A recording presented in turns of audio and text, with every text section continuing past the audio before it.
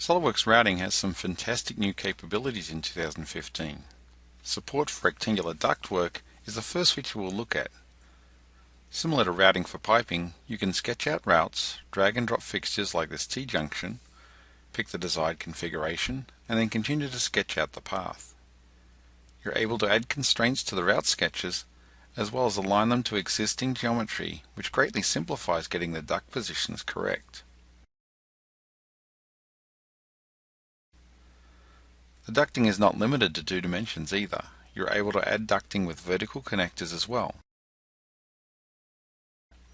This really allows you to do detailed HVAC infrastructure for facilities and get the complete layout specified.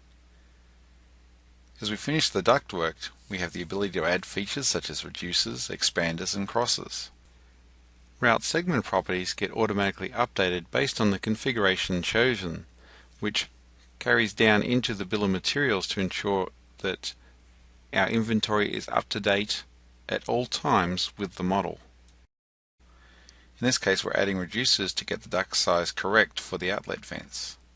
So just another drag and drop, select desired reducer configurations, and move on to the next duct. Notice that it automatically adjusts to the duct size needed. Snapping the ducting to the connection points completes the route for this section. And being parametric, it's easy to go back and adjust positions or size and have the changes propagate automatically, saving a large amount of time in detailing the ductwork.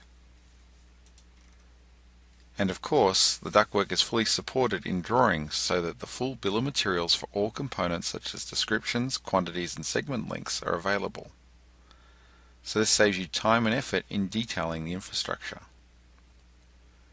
The other key area added for routing is support for cable trays. In the past it has been challenging to incorporate these since they are open sections that are bent in various directions. The creation method is identical to rectangular ducting, with the use of drag and drop and route sketching. Solidworks routing will automatically determine the appropriate bend components to use. In other words, whether it's a horizontal bend, an internal vertical bend, or an external vertical bend.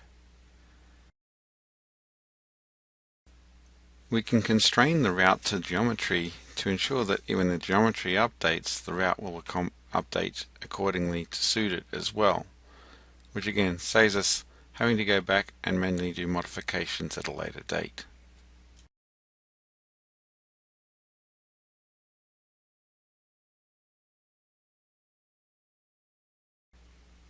We also have similar library components with T-junctions, crosses, and reducers as well. Also note that as we sketch out the route in all 3 dimensions, it is intelligently adjusting the bend orientation of the corners as well as aligning it to the appropriate plane so that we are not really restricted in the directions in which we can do the route.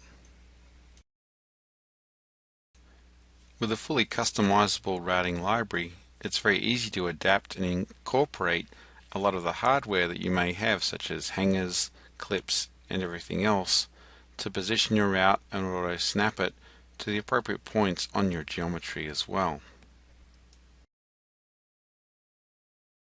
This is great for cable wireways or running the electrical lines for production equipment. So it's easy to get the details for the facility laid out. So detailing facility infrastructure is a lot easier now in Solidworks 2015 routing.